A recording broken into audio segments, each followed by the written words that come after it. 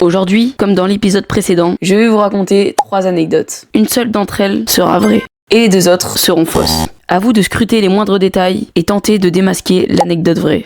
Je vous laisse avec la vidéo et je vous souhaite un bon visionnage. Mon amour, je vais rentrer tard et trier le ciel, fait noir. Ils font tous des petits pas dès qu'ils aperçoivent la guitare. Donc les gars, pour cette première anecdote, tous les étés je pars en Espagne pour aller voir mes grands-parents car ils ont un appartement là-bas. Donc j'y suis resté à peu près 1 mois. Et il s'agirait que pendant ces 1 mois, je suis allé à la plage. Logique. En plein été, en Espagne, qui ne va pas à la plage? Donc je suis allée à la plage tranquillement. Et voilà, je m'amusais bien au bord de l'eau. Et du coup, moi, ce que j'aime bien faire quand je vais à la plage, c'est faire des ricochets.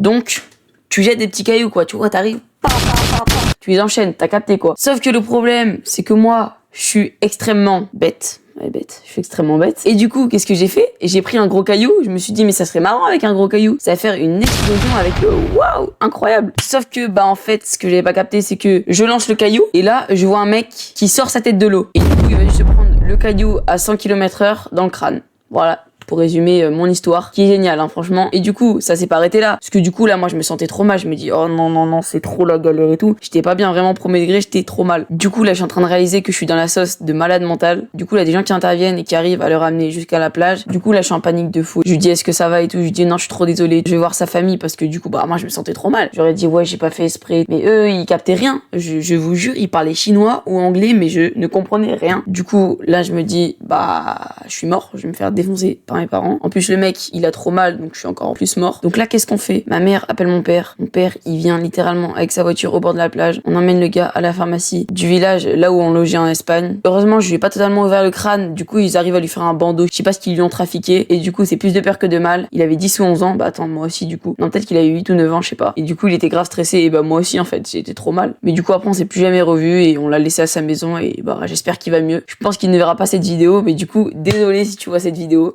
Voilà, je me suis excusé. En plus, t'es là longtemps, mais voilà. Donc voilà, les gars, dites-moi si pour vous cette anecdote elle est vraie ou elle est fausse. Et puis on passe tout de suite à la deuxième anecdote.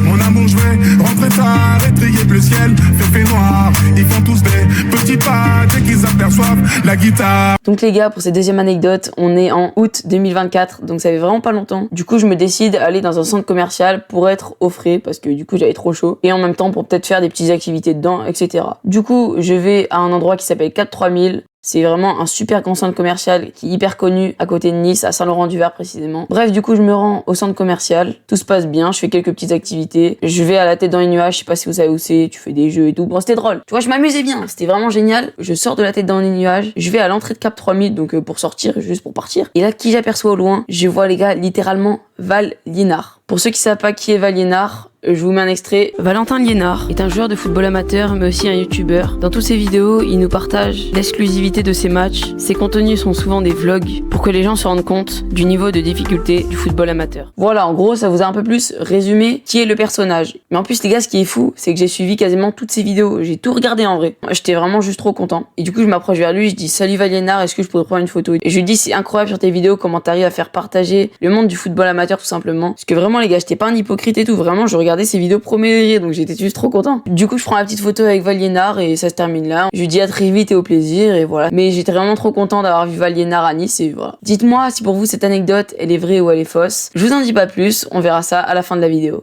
Mon amour, je vais rentrer tard et trier le ciel, fait noir. Ils font tous des petits pas dès qu'ils aperçoivent la guitare. Les gars, pour la troisième et dernière anecdote. Mon anecdote elle s'est passée il y a à peu près 2 ans. Ce qui se passe, c'est que j'étais tranquillement en train de jouer sur ma Switch à FIFA 23, donc tout allait bien, franchement incroyable. Et malheureusement, ce jour-là, bah la chance, elle était pas avec moi. Et du coup, j'étais assez énervée parce que ma journée était éclatée. Du coup, je rentrais des cours, j'étais énervée de fou et tout. Du coup, je me dis, on va se détendre sur FIFA 23, évidemment. Quel plaisir de se détendre sur un petit jeu vidéo, hein. Ça fait plaisir, on est d'accord. Ça fait plaisir normalement, sauf que là, ça s'est pas passé comme tous les autres jours. Donc, comme je vous l'ai dit, ce jour-là, j'étais assez énervée.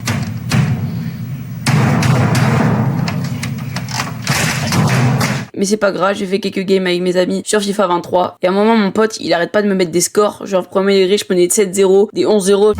Ça fait beaucoup là, non? Et je me disais, attends, mais c'est moi ou je suis nul à chier au jeu? Et en fait, bah, le problème, c'est que j'étais tellement nerveux que j'arrivais plus à jouer. Pas mal l'esquisse, hein. Tu la ressortiras celle-là, frérot. Non, en vrai, j'étais juste tout simplement gaze au jeu. Et du coup, mon pote m'a juste littéralement arraché au jeu. Parce que lui, il se la butait tous les jours, tous les soirs, tous les après-midi, tous les midis. Bref, je vais pas vous faire un résumé de sa journée, mais en gros, c'était FIFA 24h/24. Bref, en gros, je prenais un score et je me suis un peu énervé. Et il s'agirait que j'ai balancé ma Switch assez fort sur le sol pour ensuite l'exploser avec mon pied. Donc ma Switch, elle est cooked, elle est dead.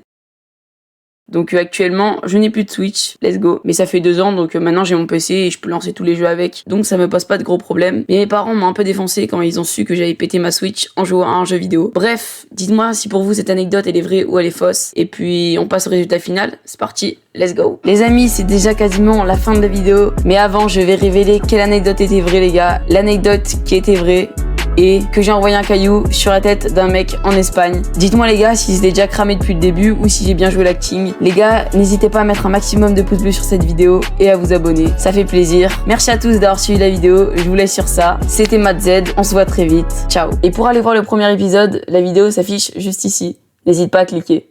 Allez, ciao.